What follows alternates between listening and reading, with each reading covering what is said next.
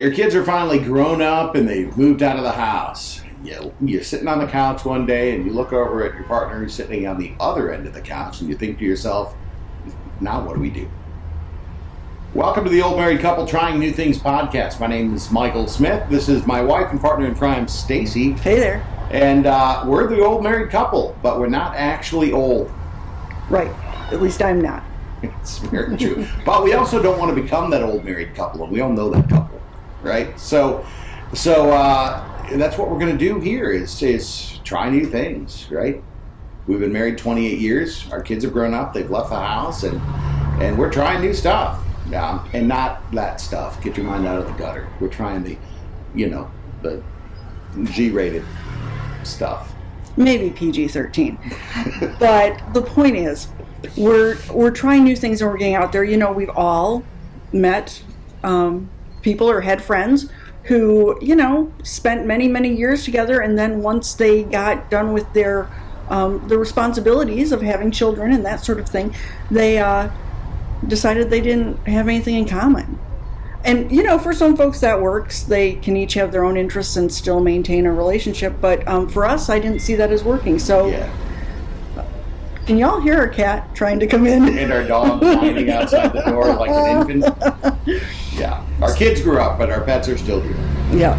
So anyway, we hope you'll enjoy our podcast. We're going to talk about places we've traveled that we've never been before, new recipes we're trying, new hobbies, new adventures, things like an improv class and ballroom dancing and just all sorts of good stuff. Axe throwing. Somebody's going to lose a limb. The escape room, all that good stuff.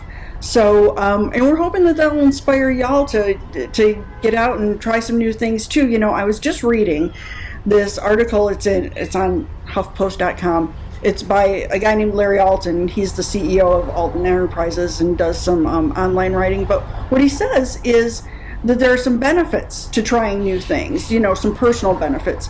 One is that you'll overcome fear. Eventually you'll stop being so frightened of trying everything new. You might get to know yourself a little better. Right. It'll stimulate some creativity. So you might find yourself looking to do something even more unique after you try a new experience.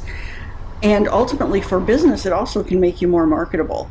So those are some good things to kind of keep in mind when you're going out and trying new things. And ultimately, it's just healthy for you, right? Mm-hmm. Research shows that trying new things is important to our well-being. In fact, so much so, there's a dedicated term for it. Is there really? Neophilia.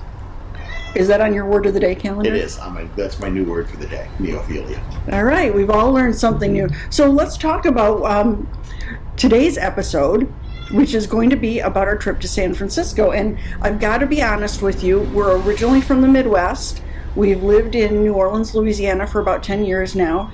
And the furthest west of the Mississippi I've been is a little town on the West Bank called Marrero, Louisiana. Yeah, until we went to California. Right. Yeah.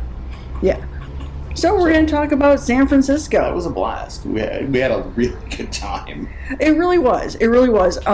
So I guess let's start with what we did. There's a time change there. That's important. Yeah, it is. Because while we say we're not old, we wake up in the morning like an old couple. Mm-hmm. So we're up at 6:30 pretty much every day, our time. Every morning. Central time.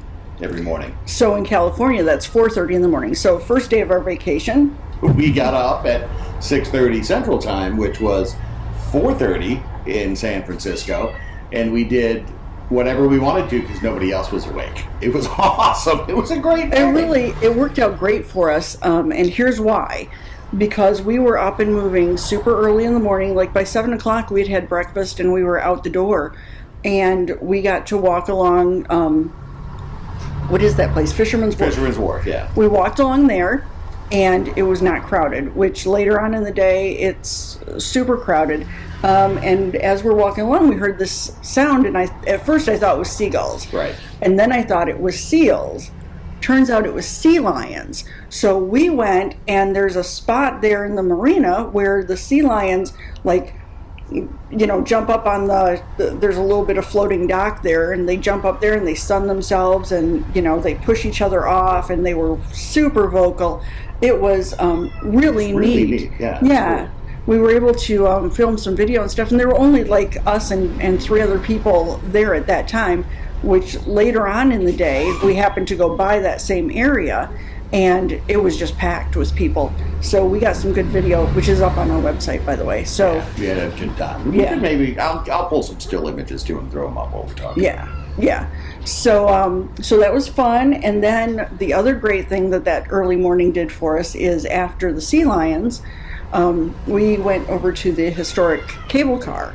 And that was also not crowded because it was so early. Right. Yeah, we got right on. There was no line at all. Yeah. And later on in the day, you'd have spent 3 hours waiting to ride the cable car.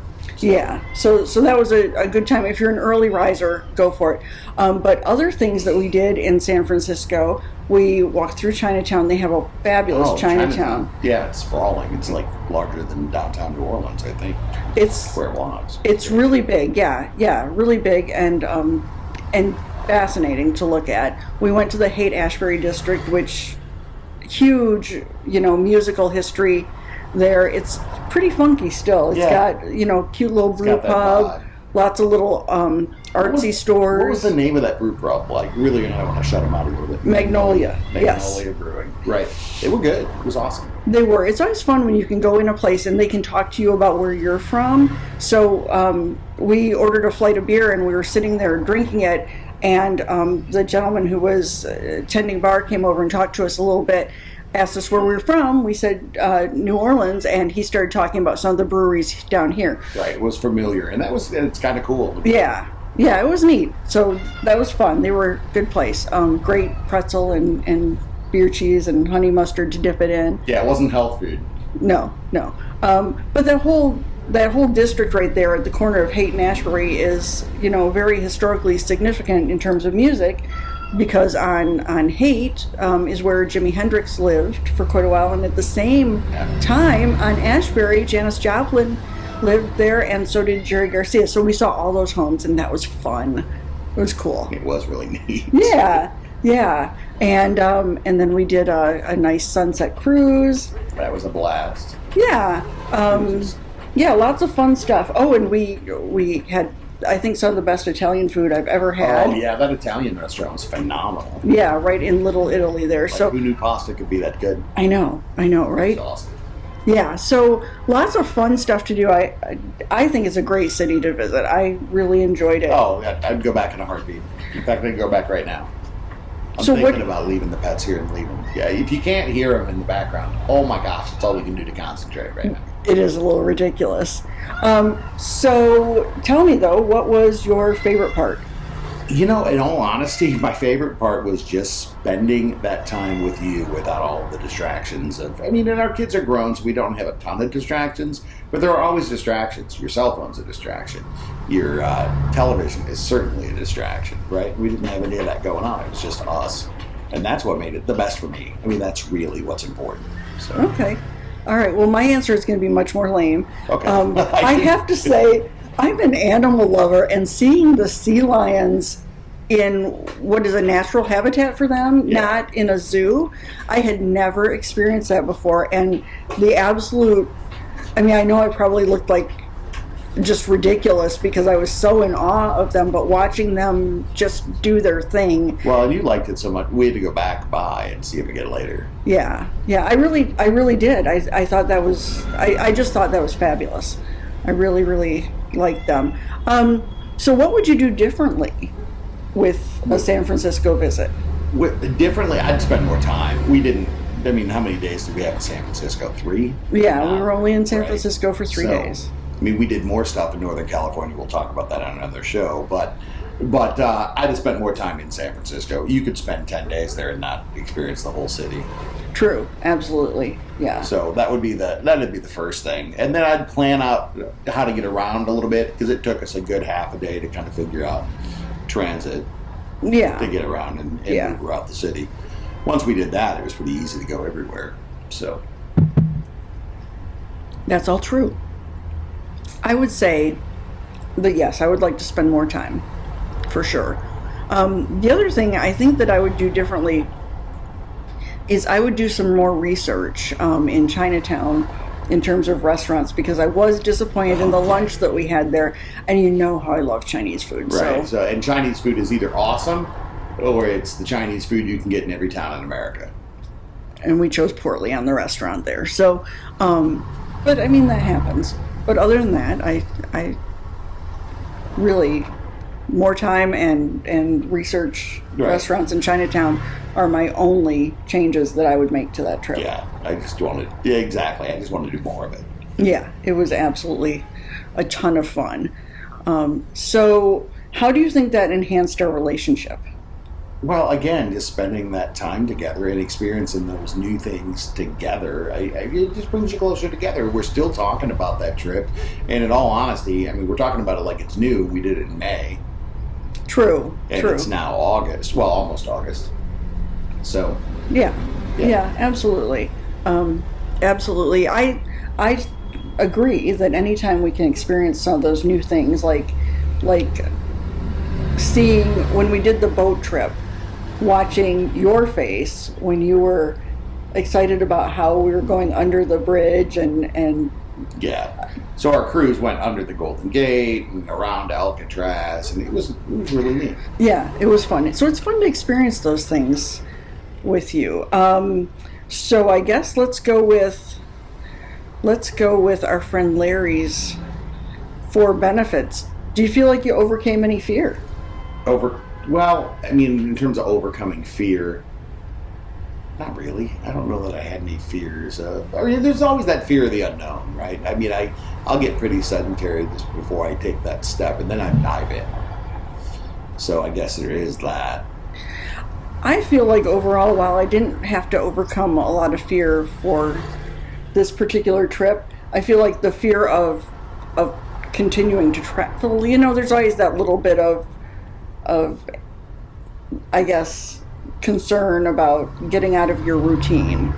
That's really more the fear. So I'm very excited for the next trip and less worried about my routine. Do you feel like you got to know yourself better? Got to know myself better. Yeah, No, I'm not feeling that at all. I'm pretty solid on who I am. Okay, well, I didn't realize that I would get so freaking excited about sea lions. Right, so there is that.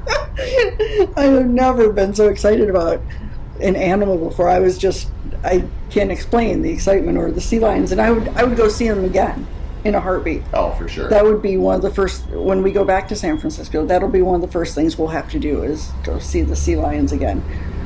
I really loved it. All right, we'll make sure you do that. Did it stimulate any creativity in you?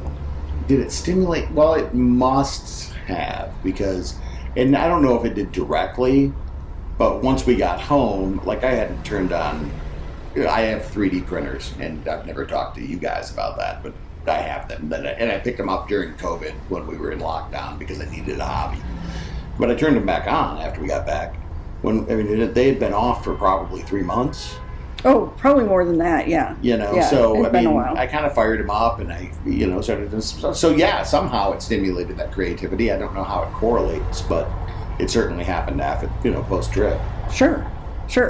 Well, for me, it made me want to plan another fun little adventure, because the overall adventure, and like he said, we'll talk more in other podcasts about the rest of the California trip. But we had several stops in California where we spent a few days here and a few days there. And it stimulated creativity in me to plan another trip that is similar. Right. We're going up to Oregon and Washington. That's going to be awesome. Yes. I'm excited. Me too. So fun stuff. And do you feel more marketable? Do I feel more? Again, I don't see how that. No, I don't feel like I picked up any skills that make me more marketable from a vacation. Okay. Although I'm not the grumpy bastard I was before I left on the vacation, so there is that. That's true. My coworkers probably appreciate me more having had a vacation. Yeah, absolutely, and certainly you're more appreciated around the house having had a vacation. In terms of more marketable, I don't know, although I guess I would have to say that overall world knowledge. Anytime you learn a little more about the world around you, It just anytime makes you a better person. yeah. So I'm gonna say yes to that, even though I don't have a definite example that I can give. So in wrapping up San Francisco, what do you think? What more do you have to say about San Francisco and why you went? Tennessee Williams was right. There are 3 cities in the United States: New York, New Orleans, and San Francisco. Everything else is Cleveland. I do like that. That's my favorite quote. Yeah. I did get a New Orleans-y vibe, kind of. I felt very comfortable in San Francisco, like I do here in New Orleans. Yeah. So, I mean, and most people don't. I mean, I shouldn't say most. People either feel very comfortable in New Orleans, and San Francisco is probably the same way, or they feel exactly the opposite. yeah. But I don't feel comfortable in your suburb, wherever it is. So anyway, it was a good time. Again, we are, just trying out some new things and telling you about them. One of the things about having a podcast where you talk about your new things is it kind of holds you accountable to do new things. Yeah, to get out there and do it. Well, and we're going to publish these podcasts every week. Yep. So we've got to stay active. I like that. Yeah, me too. So stay tuned for more. We good? Yeah. All right. Well, thanks for listening to the Old Married Couple Trying New Things podcast, a production of OMC Broadcasting. And be sure to subscribe to the Old Married Couple Trying New Things podcast wherever you get your favorite podcasts. And be sure to check out our website, which is omcbroadcasting.com. Bye. Cheers.